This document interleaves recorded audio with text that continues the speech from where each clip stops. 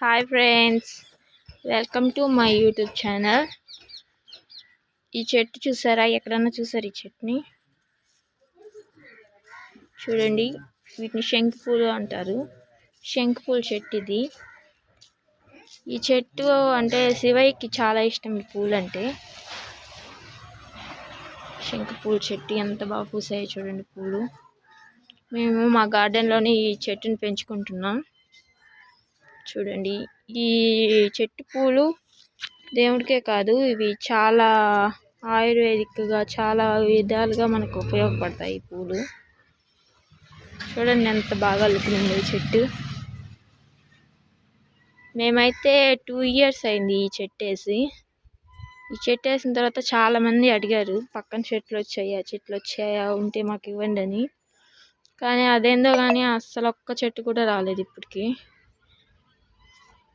కాయలు కాసాయి కానీ అవి అసలు విత్తనాలు మొలవట్లేదు.